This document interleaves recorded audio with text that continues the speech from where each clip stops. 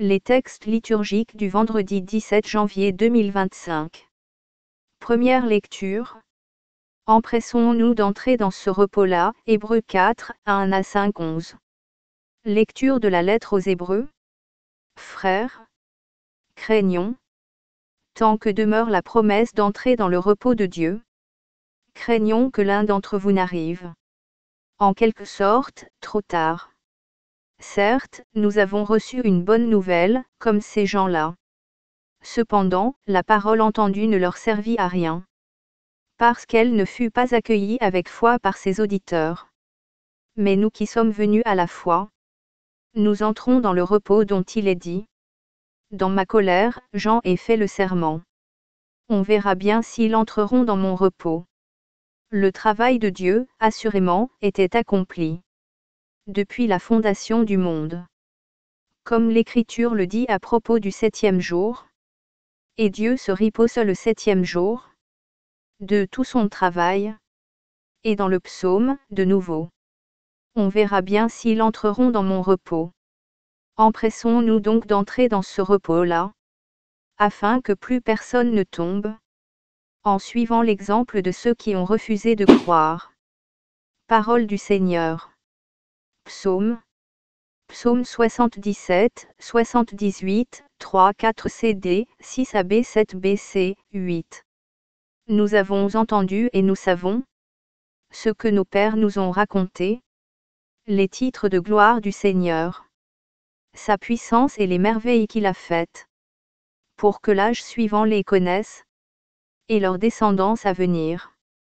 Qu'ils n'oublient pas les exploits du Seigneur, mais observent ses commandements. Qu'ils ne soient pas, comme leur père, une génération indocile et rebelle, génération de cœurs inconstants, et d'esprits infidèles à Dieu. Évangile. Le Fils de l'homme a autorité pour pardonner les péchés sur la terre, Marc 2, 1 à 12. Évangile de Jésus-Christ selon saint Marc. Quelques jours après la guérison d'un lépreux, Jésus revint à Capharnaüm. Et l'on apprit qu'il était à la maison. Tant de monde s'y rassembla, qu'il n'y avait plus de place, pas même devant la porte. Et il leur annonçait la parole. Arrivent des gens qui lui amènent un paralysé, porté par 4 hommes. Comme ils ne peuvent l'approcher à cause de la foule, ils découvrent le toit au-dessus de lui. Ils font une ouverture, et descendent le brancard sur lequel était couché le paralysé. Voyant leur foi, Jésus dit au paralysé: Mon enfant, tes péchés sont pardonnés. Or, il y avait quelques scribes, assis là, qui raisonnaient en eux-mêmes. Pourquoi celui-là parle-t-il ainsi? Il blasphème. Qui donc peut pardonner les péchés? Sinon Dieu seul. Percevant aussitôt dans son esprit les raisonnements qu'il se faisait, Jésus leur dit: Pourquoi tenez-vous de tels raisonnements? Qu'est-ce qui est le plus facile? Dire à ce paralysé: Tes péchés sont pardonnés? Ou bien lui dire: Lève-toi, prends ton brancard et marche.